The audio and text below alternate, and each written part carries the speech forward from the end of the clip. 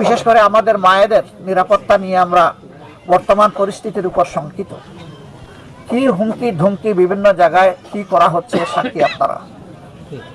এই কয়েকদিন পরে এর প্রতিবাদ করছি।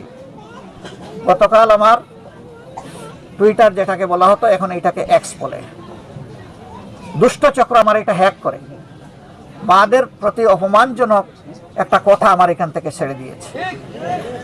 এরা ডাকাত, এরা কাপুরুষ।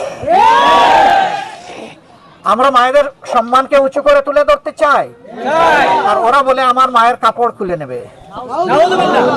আমরা পরিষ্কার বলে দিচ্ছি, পুরুষ হোক নারী হোক সবার ঠিকানা ছিল মায়ের গর্ভ, ঠিকানা ছিল মায়ের বুক। এই মায়ের অসম্মান আমরা বরদাস্ত করব না। মাদের প্রতি আমাদের এই ভালোবাসা এবং এই সম্মানকে যারা কলঙ্কিত করতে চায়, জাতি তাদেরকে ক্ষমা করবে না। আমাদের কর্মকাণ্ডকে যারা ভয় পায়, যারা নীতি দিয়ে চরিত্র দিয়ে মোকাবেলা করতে পারে না, তারাই কেবল কুরুচিপূর্ণ এই সমস্ত জিনিসের আশ্রয় নিয়ে থাকে। দুনিয়ার মানুষকে বোকা ভাববেন না।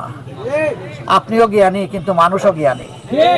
সব মানুষ সব মামলতবাজি, সব ধরনের ধান্দাবাজি ধরে ফেলে, এটা সময় লাগে না।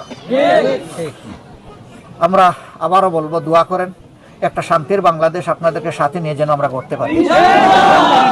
আমাদের মা বোনদের জন্য যেন একটা নিরাপদ বাংলাদেশ উপহার দিতে পারি।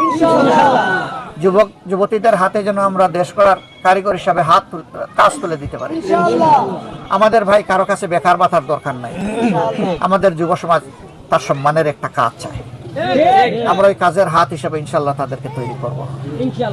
যারা এই উপকর্ম করেছেন, আমি আল্লাহর দরবারে দোয়া করি আল্লাহ তাদেরকে হেদায়েত দান করুন।